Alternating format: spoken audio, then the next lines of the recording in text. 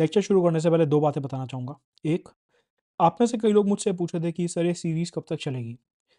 मेरा आंसर है, जब तक आप इसे देखते रहेंगे, तब तक चलती रहेगी। कोशिश ये है कि प्रीलिम्स तक चलाऊँ, लेकिन अगर आप लोग बीच में देखना बंद कर देंगे, तो हो सकता है कि मेरे को निर्णय लेना पड़े कि ठीक है, अभी इस सीरीज़ का काम हो गया है।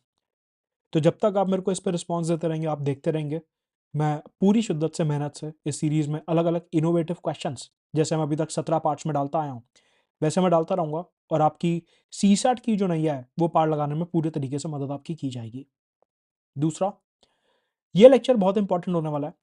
उसका रीज़न है कि इस लेक्चर में आप सिर्फ क्वेश्चंस मत सॉल्व कीजिएगा, बल्कि वीडियो पूरा देखिएगा, क्योंकि यहाँ पे आज हम कैलेंडर के क्वेश्चंस करने वाले हैं और उसके कई सारे शॉर्टकट ट्रिक्स और टेक्निक्स मैं आपको यहाँ पे बताऊँगा। हो सकता है आपको पता हो तो रिवाइज़ हो जाएगा, नहीं पता होगा तो कुछ नया सीखने को मिल जाएगा। तो सिर्फ आंसर मत देखिएगा, बल्कि लेक्चर पूरा देखिएगा।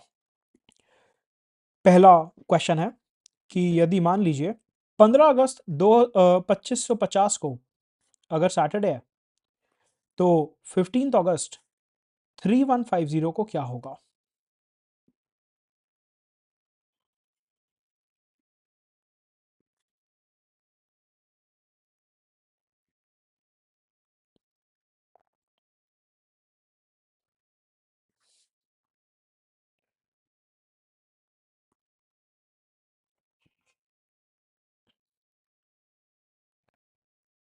यूजुअली कैलेंडर में हमारे को पता होता है कि अगर हमारे को एक-एक साल जंप करना हो, तो उसमें +1 +2 करते हैं कि फॉर एग्ज़ाम्पल अगर आपको 2024 से 2025 पे जाना है या 2025 से लेट्स से 2026 पे जाना है, अगर आपको ऐसे जंप करना होता है तो या तो हम +1 करते हैं या फिर +2 करते हैं डिपेंडिंग कि बीच में 29 फरवरी आ रहा है या नहीं आ रहा, ठीक है? लेकिन अभी ये जो क्वेश्चन है, इसमें 600 ईयर्स का गैप है। अगर आप एक-एक करके ऐसे गैप सॉल्व करने जाओगे, तो आपको 600 टाइम्स कैलकुलेशन करनी पड़ेगी। तो क्वेश्चन उठता है कि इतने बड़े गैप को सॉल्व कैसे करते हैं? इसका एक शॉर्टकट है। शॉर्टकट है एक ओटीपी। आपको पता है कि आपके फ़ोन पे ओटीपी आता है। ओटीपी है 5310। अच्छा, इस ओटीपी का क्या मतलब है? 100, 200, 300 एंड 400। सर अभी भी नहीं समझ आया। इसका मतलब ये है कि अगर आपको 100 ईयर्स से जंप करना है, तो आपको +5 करना होगा। अगर आपको 200 ईयर से जंप करना है तो आपको +3 करना होगा। अगर आपको 300 ईयर से जंप करना है तो +1 करना होगा और अगर आपको 400 ईयर से जंप करना है तो +0 करना होगा। मतलब कि अगर आपको यहाँ पे पूछा होता कि 15 अगस्त 2650 को क्या है, मतलब कि यहाँ से अगर आपसे 100 ईयर्स का गैप पूछा होता, तो आप क्या करते? सिंपल +5 कर देते। मतलब कि सैटरडे +5,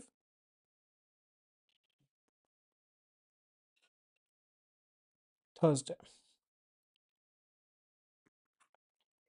ये तो इस तरीके से होता। लेकिन हमारे को गैप दिया हुआ है 600 ईयर्स का। 2550 से लेके 3150 तक हमारे को 600 ईयर्स का गैप दिया हुआ है। ये कैसे करेंगे?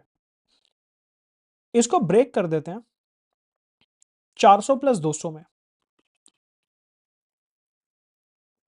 कि मतलब अगर हमारे को 15 अगस्त 2550 दिया हुआ है, तो पहले हम निकालते हैं 15 अगस्त 2950, जो कि 400 साल दूर है यहाँ से, और फिर निकालते हैं 15 अगस्त 3150, जो कि यहाँ से 200 साल दूर है। हमने देखा कि अगर हमारे को 400 का जंप कराना होता है तो +0 होता है। 15 अगस्त 2550 को सैटरडे है, तो मतलब कि इसमें +0 कर दिया, तो 15 अगस्त 2950 को भी सैटरडे ही होगा। अब 2950 से 3150 तक आपको 200 साल का जंप करवाना है और हमने अपने ओटीपी में देखा था कि अगर आपको 200 साल का जंप करवाना होता है तो आपको +3 करना होगा। अगर आपने यहाँ पे +3 कर दिया तो आपका आंसर आएगा ट्यूसडे, कि 15 अगस्त 3150 को ट्यूसडे होगा। आपका आंसर है बी। तो जब भी आपको इस तरीके से 100, 200, 300, 400 साल जंप करने के लिए कुछ भी आता है, आपको हमेशा ये ओटीपी याद रखना है, 5310। मोबाइल में ओटीपी आया, पेटीएम पे 5310 रुपीज प्राप्त हुए। 5310, 5310, जल्दी जल्दी मन में बोलेंगे 2-3 बार। 5310, 5310, 5 मतलब 100, 3 मतलब 200, 1 मतलब 300, 0 मतलब 400। 5310, 5310, ये हो गया अपना शॉर्टकट। अब यहां पे एक छोटी सी बात और बतानी है। क्या बात, समझिए।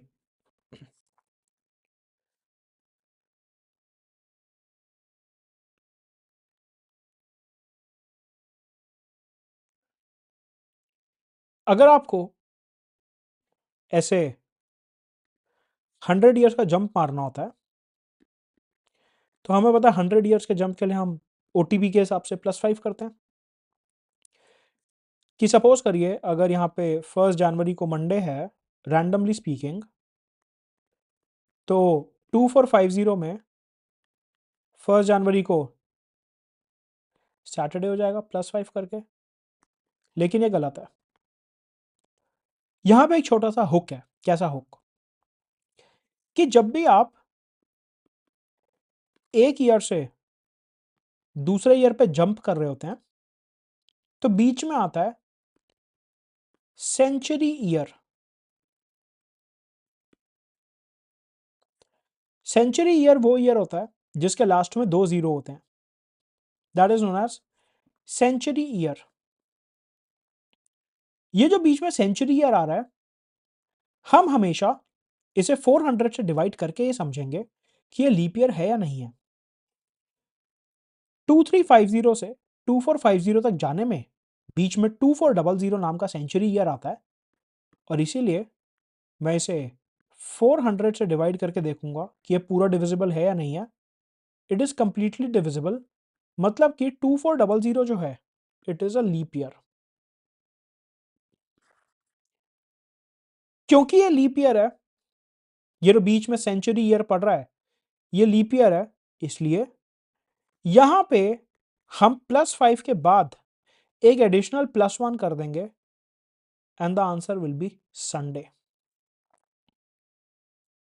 जब भी आप ऐसे जंप मारते हैं, आपको हमेशा चेक करना है कि जो बीच में ईयर पड़ रहे हैं सेंचुरी वाले, सिर्फ सेंचुरी वाले, सेंचुरी वाले कौन से, जिनके लास्ट में 00 है, क्या वो लीप ईयर तो नहीं है। अगर वो लीप ईयर हैं तो उनमें +1 करिए, अगर वो लीप ईयर नहीं है तो +1 नहीं करना। अब आप ये समझिए कि जब मैं 2950 से 3150 पे गया, 200 साल जंप करा, तो मैंने +3 करा। बीच में सेंचुरी ईयर पड़ा 3000 और 3100, ये दोनों ही 400 से डिवाइड नहीं होते। इसलिए क्योंकि ये दोनों ही 400 से डिवाइड नहीं हो रहे, ये दोनों ही सेंचुरी ईयर्स लीप ईयर नहीं है, और इसलिए यहां पे +3 के साथ मुझे एडिशनल +1 नहीं करना पड़ा। अगर इनमें से कोई भी सेंचुरी लीप ईयर होता तो मेरे को यहाँ पे +3 के साथ +1 करना पड़ता, जैसे कि मैंने इस वाले केस में किया कि जब 2350 से 2450 तक जा रहे हैं तो बीच में सेंचुरी लीप ईयर पड़ा, इसलिए एक एडिशनल +1 करा। तो सर क्वेश्चन उठता है कि जब आप 2550 से 2950 पे जा रहे हो तो बीच में आपका 2800 पड़ेगा, जो कि एक सेंचुरी लीप ईयर है, तो आपने यहां पे +0 क्यों करा, इधर +1 क्यों नहीं लिखा? बेसिकली इसका आंसर ये है कि जब भी हमारे को 100, 200 और 300 ईयर्स जंप करवाने होते हैं, हमारे को सेंचुरी ईयर सिर्फ तब चेक करना होता है। अगर हम 400 ईयर्स जंप करवा रहे हैं, इस समय पे there is no need to check century year. इसलिए जब मैंने यहाँ पे 400 साल जंप करवाया 2550 से 2950 तक, तो जो जंप था वो 400 का था, और इस वजह से यहाँ पे सेंचुरी ईयर चेक करने की जरूरत नहीं थी। अगर मैं सारे डॉट्स कनेक्ट कर दूं तो हमारी स्थिति ये बनती है, 100 साल जंप कराना है +5, बीच में सेंचुरी ईयर चेक कर लो। 200 साल चेक कराना है +3, बीच में सेंचुरी ईयर चेक कर लो। 300 साल जंप करवाना है +1, बीच में सेंचुरी ईयर चेक कर लो। 400 साल जंप कराना है +0, सेंचुरी ईयर चेक करने की जरूरत नहीं है। यह है आपका कंप्लीट शॉर्टकट। आज के क्वेश्चन नंबर 2 पे चलते हैं। If it is Wednesday on 1 January 2025, then what will be the day on 8 January 2079? अभी हमने टाइप 1 क्वेश्चन करा था जहां पे हम सेंचुरीज जंप करवा रहे थे कि यहां पे 600 साल हमने जंप करवा दिए। अब हम सेंचुरीज जंप नहीं करवा रहे, अब हम ईयर्स जंप करवा रहे हैं। तो अब अगर हमारे को दिया हुआ है कि 1 जनवरी 2025 को वेंसडे है, बुधवार है, तो 8 जनवरी 2079 को क्या होगा? ये क्वेश्चन है। देखिए, जिस तरीके से मैं यहाँ पे व्हाइट शीट के ऊपर लिखता हूं ना, आपको लगेगा कि सर टाइम पास कर रहे हैं, वीडियो का ड्यूरेशन लंबा करना है। बेसिकली आपको भी ऐसे ही लिखना है। उसका कारण मैं आपको बता देता हूं कि जब कैलकुलेशन करते हुए आपके सामने लगातार आपकी आंखों के सामने ये नंबर लिखा हुआ होगा ना, तो आपकी कैलकुलेशन एरर का स्कोप खत्म हो जाएगा।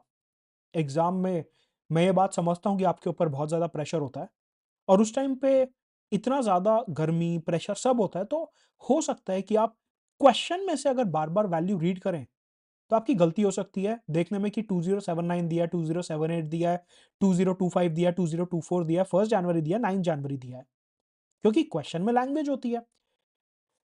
इसीलिए जब आप पहली बार क्वेश्चन रीड कर रहे हैं, साथ के साथ ही शॉर्टकट में लिख लीजिए कि क्वेश्चन में दिया क्या है। अब इससे क्या होगा, आपकी गलती करने का जो स्कोप है वो मिनिमाइज हो गया। ठीक है ना? हमारे को यहाँ पे रेंज दी हुई है। पहले हम क्या करते हैं, यहाँ पे ये निकाल लेते हैं कि 1 जनवरी 2079 को क्या होगा। 1 जनवरी 2079 को क्या होगा, उसके बाद 8 जनवरी की बात कर लेंगे। ठीक है, तो क्वेश्चन कुछ ये बना कि हमारे को एक रेंज दी हुई है 2025 से 2079 तक की।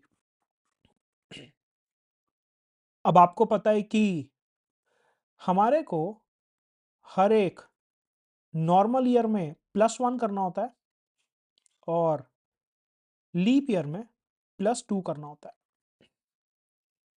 नॉर्मल ईयर में +1 और लीप ईयर में +2। मतलब कि अगर मैं 2025 से 2079 तक जंप करता हूं, तो मैं नॉर्मल ईयर में +1 करता चलूंगा और लीप ईयर में +2 करता चलूंगा। सर लेकिन एक बात बताइए, ये गैप तो 54 ईयर्स का है।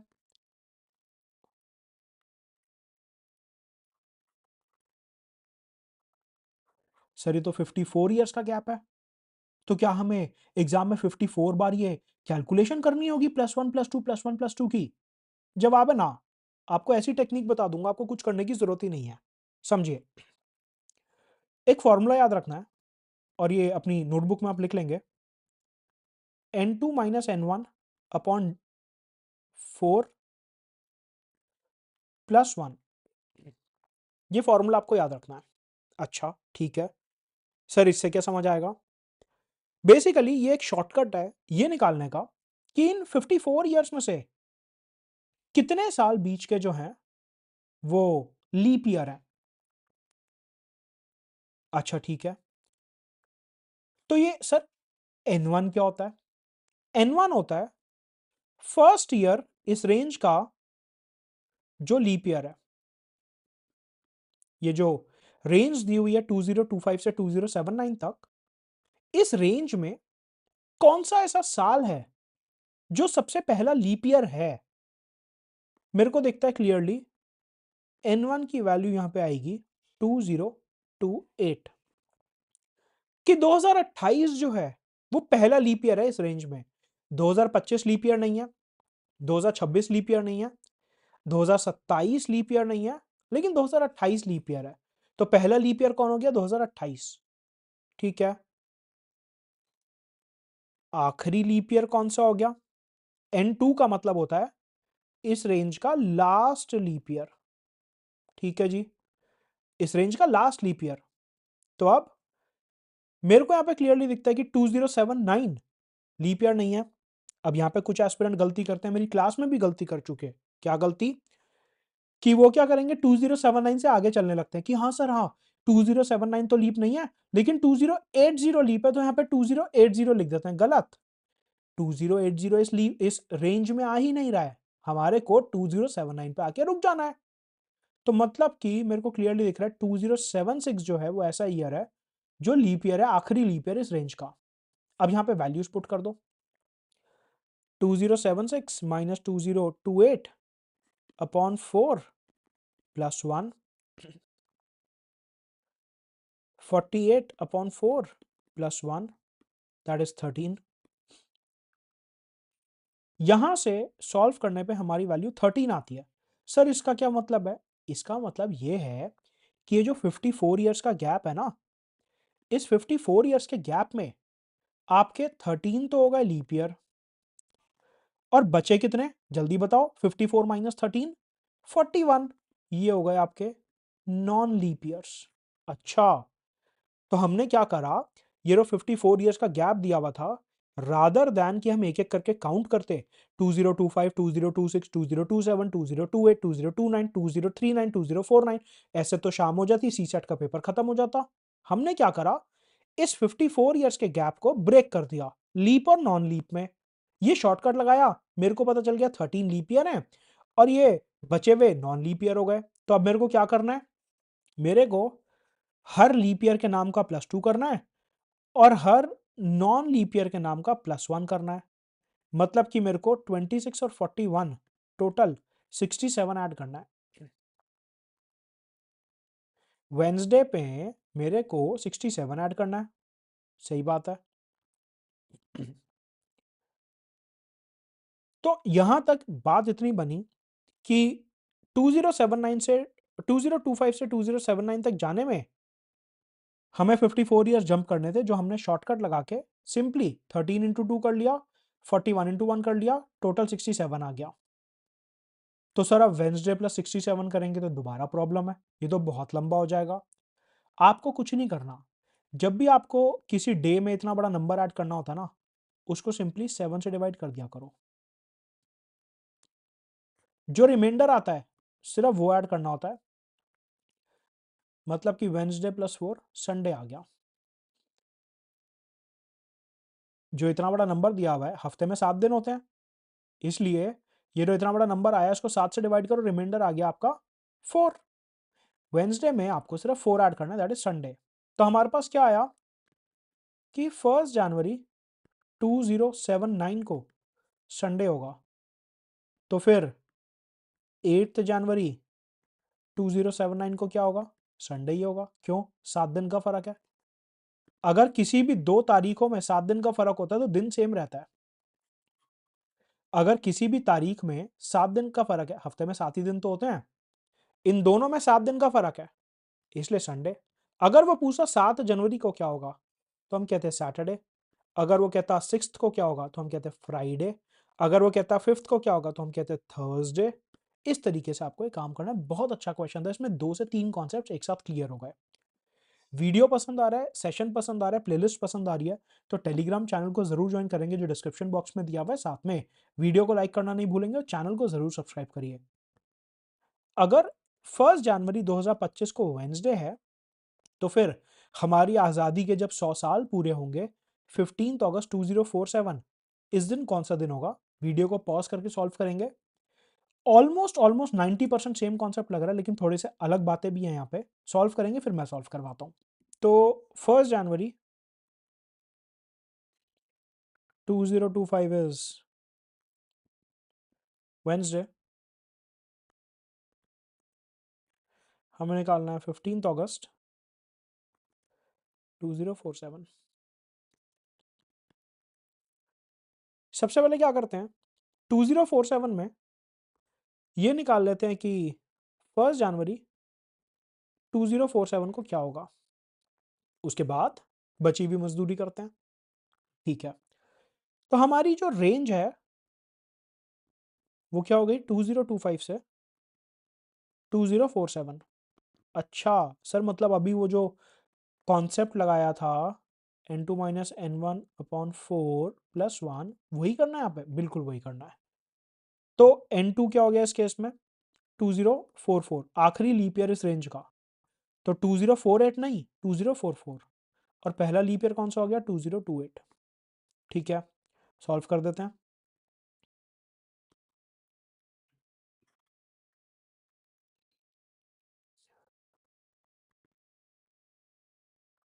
5 लीप ईयर पड़ेंगे बीच में, राइट। टोटल जो गैप था वो कितना था 22 ईयर्स का। टोटल गैप था 22 ईयर्स का, उसमें से 5 आ गए लीप और 17 आ गए नॉन लीप। मतलब कि 5 इंटू टू और 17 इंटू वन, क्योंकि 5 बार प्लस टू करना पड़ेगा। मतलब कि वेंसडे में प्लस 27 कर दो तो आपके पास आ जाएगा 1 जनवरी 2047 को क्या होगा। अब प्लस 27 तो कौन ही करेगा, इतना बड़ा नंबर है, 7 से डिवाइड करो, रिमाइंडर आ गया 6। मतलब कि 1 जनवरी 2047 को आ गया आपका ट्यूसडे, क्योंकि वेंसडे में +6 करने को कह रहा है वो। ठीक है, तो अब आपका नया क्वेश्चन बन गया कि 1 जनवरी 2047 को अगर ट्यूसडे है तो 15 अगस्त 2047 को क्या होगा। तो बेसिकली अब हमारे को यहाँ पे नंबर ऑफ डेज काउंट करने बीच के, जितने भी यहाँ पे नंबर ऑफ डेज हैं उनको डिवाइड बाय 7 करके जो रिमाइंडर आएगा उसको हम इसमें ऐड कर देंगे। बेसिकली क्या होता है, अगर आपको निकालना होता 2 जनवरी तो आप +1 करते, 3 जनवरी +2, 4 जनवरी +3। बेसिकली आपको यही तो करना है, हर बढ़ती तारीख के साथ आपको दिन ऐड करने हैं। आपको अगर ये पता चल जाए कि 15 अगस्त 2047 से 1 जनवरी 2047 के बीच में कितने दिन आते हैं, तो आप आसानी से ये क्वेश्चन सॉल्व कर पाओगे। इसमें क्या करते हैं, हमेशा पिलर्स बना लेते हैं।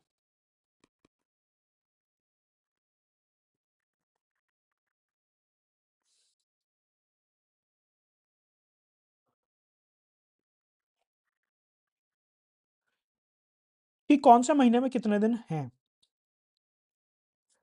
जनवरी के कितने दिन हमारे को लेने हैं 30।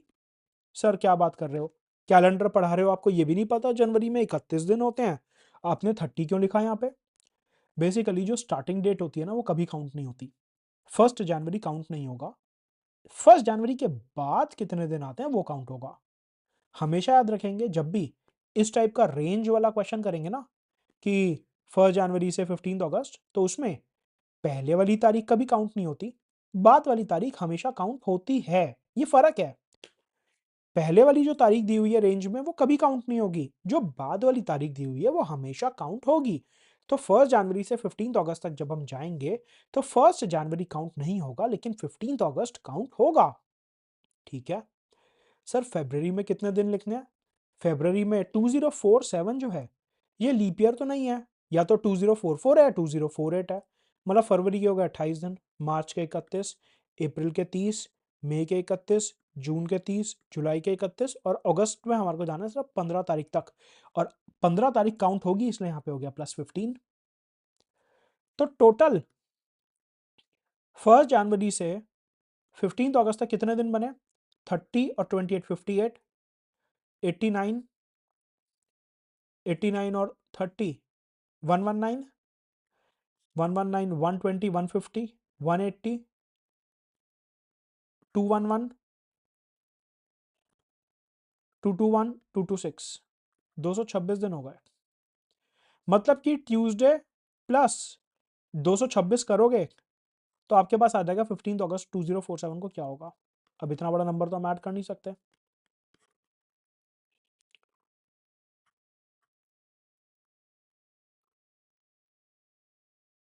आंसर आ गया आपका थर्सडे। सिंपली आपको यहाँ पे +2 करना है, क्योंकि ये जो 226 आ रहा है इसको 7 से डिवाइड करा, रिमाइंडर आ गया 2, ट्यूसडे +2 इज थर्सडे। ये थे आपके कैलेंडर के शॉर्टकट ट्रिक्स टेक्निक्स। सेशन पसंद आया तो लाइक ज़रूर करेंगे। चैनल को सब्सक्राइब कर लीजिए।